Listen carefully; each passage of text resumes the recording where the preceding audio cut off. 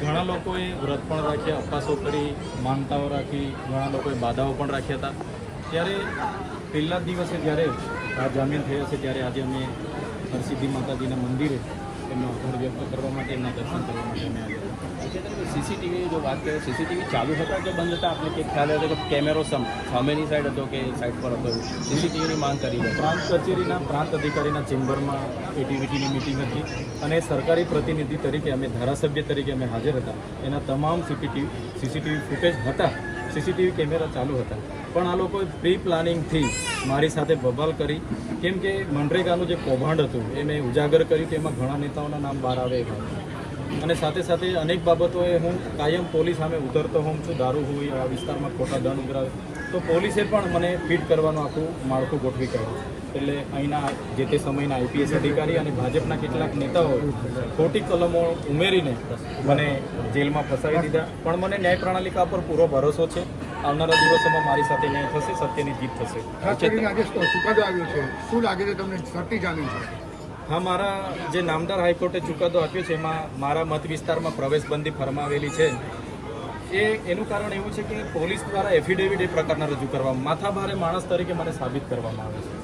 પણ હું આ અહીંના લોકોના ન્યાય માટે હંમેશા લડતો હોઉં છું અને મારે કોઈ બે નંબરના ધંધા પણ નથી. ત્યારે આવનારા દિવસોમાં મારું ગામ, મારો પરિવાર, મારું ઘર, મારા મત વિસ્તારનો જે લોકો છે એમના સુખ દુઃખમાં જવા માટે, એમના કામ કરવા માટે, મારા મત વિસ્તારમાં જવા દે એ પક્ષ રાખવા માટે અમે નામદાર હાઈકોર્ટ અને સુપ્રીમ કોર્ટમાં અમારા વકીલની સલાહ લઈને જવાના છે.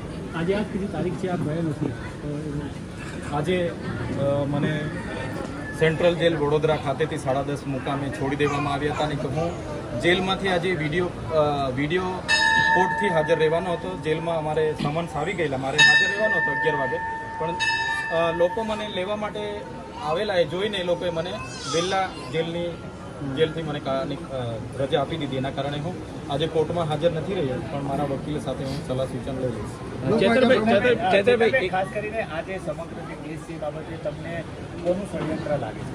તમે જુઓ, એટીવીટી જે બજેટ આવે છે એ તાલુકાના વિકાસનું બજેટ આવે છે. ધારાસભ્ય તરીકે મારે અને તાલુકાના પ્રમુખે 2 જણે હાજર રહેવાનું હોય છે. તો ત્યાં જેને લાગે વળગે ને એવા કોન્ટ્રાક્ટરોને સભ્ય તરીકે આ લોકો મિટિંગમાં બેસાડે તે તો હું ના ચલાવું. ગુજરાત પેટર્નનું જે બજેટ 60 કરોડ રૂપિયા આવે છે એમાં એ બજેટની જોગવાઈ એવી છે કે એ માત્ર આદિવાસીઓ માટે જ વાપરવાનું હોય ને બિન આદિવાસીઓ કોન્ટ્રાક્ટરો એમાં સભ્ય બને તો હું કઈ રીતના ચલાવું? એના માટે જ અમારે બોલાચાલી થઈ છે. બોલાચાલી થઈ અને અમે એકબીજાને સામે પકડ્યા, અમારા શર્ટ અને કુર્તા. અને એમાં કંઈ મોટી મેટર થઈ નથી. અને સૌથી પહેલાં 12:30 વાગે તો મેં અરજી આપી છે. 12 વાગ્યાનો બનાવ, 12:30 વાગે મેં અરજી, છતાં એક ધારાસભ્ય તરીકે મારી અરજીને ગ્રાહ્ય રાખ્યા વગર 2 વાગ્યાના મને એરેસ્ટ કરી લીધા. મારા પર સાંજે 7 વાગે એફઆઈઆર થઈ અને એ પણ 307 જેવી હાફ મર્ડરની ગંભીર કલમ લગાડવામાં આવી.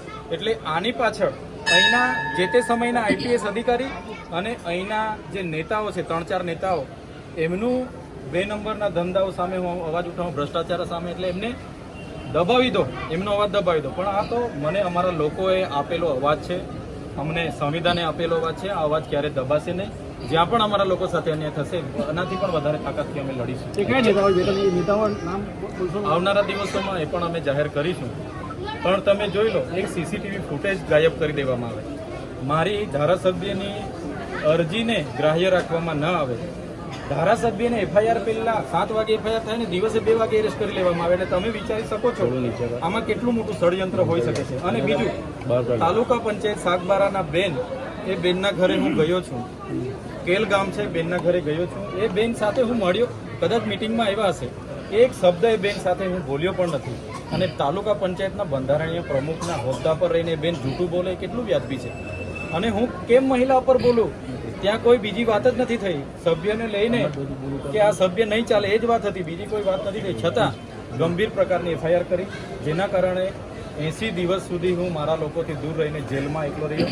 એનું મને દુઃખ છે કે મારા લોકોના સુખ દુઃખમાં હું હાજર નથી રહી શક્યો. છતાં લોકોએ ભરોસો મૂકીને આજે મારી સાથે મારો ઉત્સાહ વધારવા માટે આવ્યા છે. એમનો ભરોસો હું ક્યારેય નહીં તોડું. ગમે તેવા દબાણો આવશે હું ક્યારેય બીજા પક્ષમાં નહીં જાઉં. આમ આદમી પાર્ટીમાં રહીને જ આવનારા ભવિષ્યમાં હું આગળ. ચેતરભાઈ, અત્યાર સુધી જે વાતો ચાલી રહી છે કે ચેતરભાઈ ગ્લાસ માર્યો છે, આપ તો એ વાતના સાક્ષી છો, એમાં શું સત્યતા છે?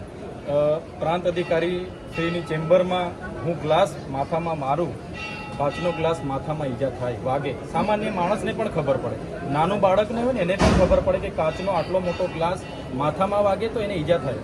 આ ભાઈને ઈજા નથી કે દવાખાને કોઈ સારવાર જ નથી લીધી, તો કઈ રીતના 307 લાગે મારા પર? એટલે આ આઈપીએસ અધિકારી કેટલાક ભાજપના નેતાઓએ પ્રી પ્લાનિંગ દરમિયાન ખૂબ જ બંધ બેસતું બેસાડ્યું છે, પણ આવનારા દિવસોમાં કોર્ટમાં ચાલવાનું નથી. એટલે મને પૂરી ન્યાય પ્રણાલિકા ઉપર ભરોસો છે. સત્યને ગમે તેટલો પરેશાન થઈ શકશે સત્ય, પણ સત્યનો જ વિજય થવાનો છે. તમારો ડેડિયાપાડા પ્રવેશ બંધ છે, તમારું નવું સરનામું કયું હોય? આવનારા હજુ અમે અમારા પ્રમુખશ્રી અમારા પરિવાર સાથે ચર્ચા કરીશું. મારા મત વિસ્તારમાં પ્રવેશ બંધી છે, ત્યારે મારે ક્યાં રહેવું એ સરનામું અમે તપાસ અધિકારી, જે પોલીસ અધિકારી હશે એને પણ અમે જાણ કરીશું. ડન. Thank you.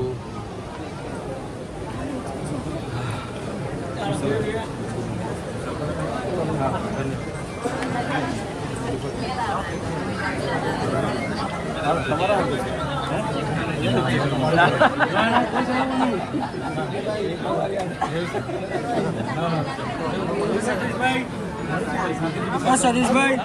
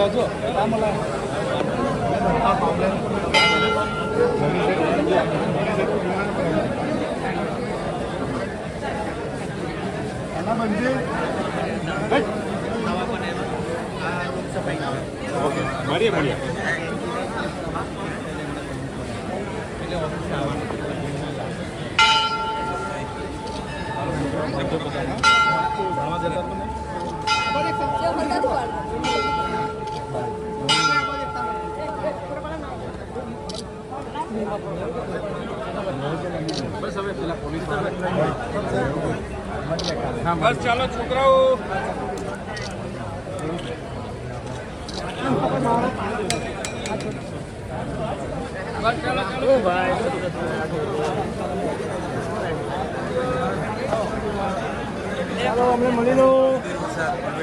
એ જ દિવસે રાતે 7 વાગે મારા પર FIR કરવામાં. આ સાજિશમાં આઈપીએસ અહીંના હતા જે તે વખતે એ અધિકારી અને કેટલાક નેતાઓનો આગોતરું આયોજન હતું ને એમાં મને ફસાવવામાં આવ્યો. એમાં 80 દિવસ બાદ આજ મારે નામદાર હાઈકોર્ટનો હુકમ થયો અને મને જામીન મળ્યા છે, ત્યારે એને અમે આવકારીએ છીએ.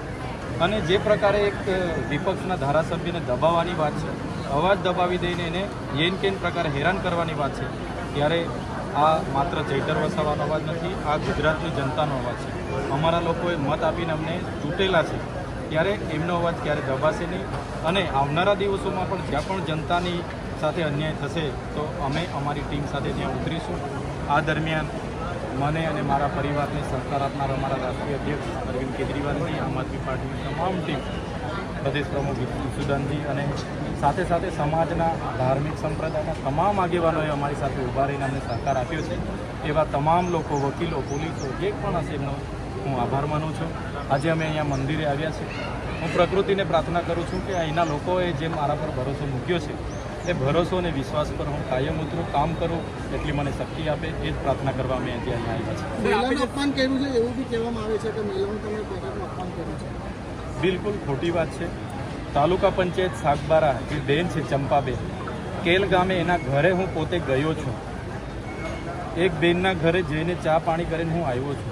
ત્યારે એ બેને તાલુકા પંચાયતના પ્રમુખ તરીકેના બંધારણીય હોદ્દા પર બેસીને જે ખોટું બોલ્યા છે એ મને બિલકુલ વ્યાજબી નથી. હું ધારાસભ્ય છું, હું કેમ છું, અમારે બોલાચાલી થયેલી, અમારે એકબીજાના ઝપાઝપી થઈ છે, હું કેમ છું, પણ એમાં કંઈ 307 ના લાગે.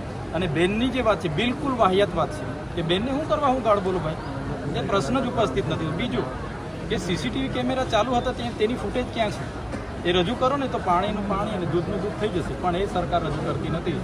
માત્ર ને માત્ર 307 જેવી ગંભીર કલમો ઉમેરીને મને જેલમાં ફસાવી દેવામાં આવ્યો છે.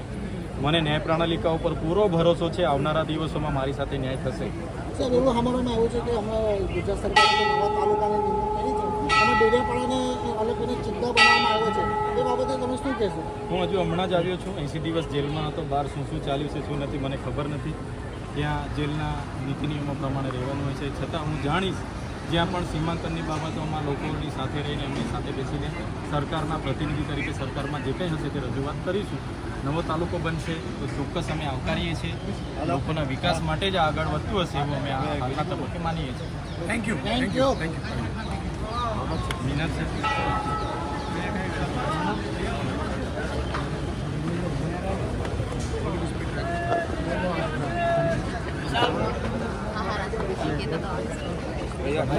આજે નહીં એકાદ દિવસ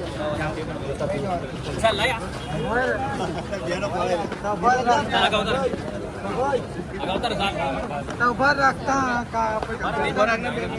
આપણે આજ કાગળ આથી પહેરાવો રે સંપલન 2 મિનિટ ઉપર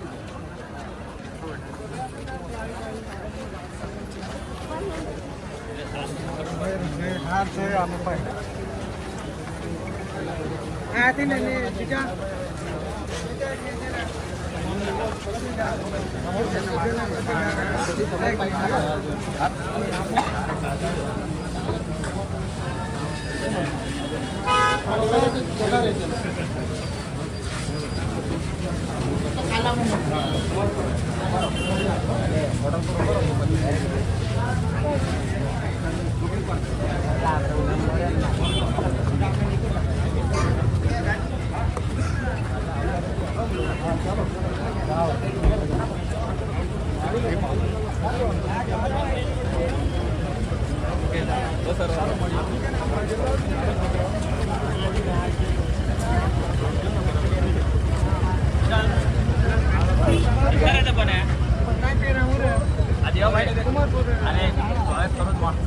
કરાવી દો.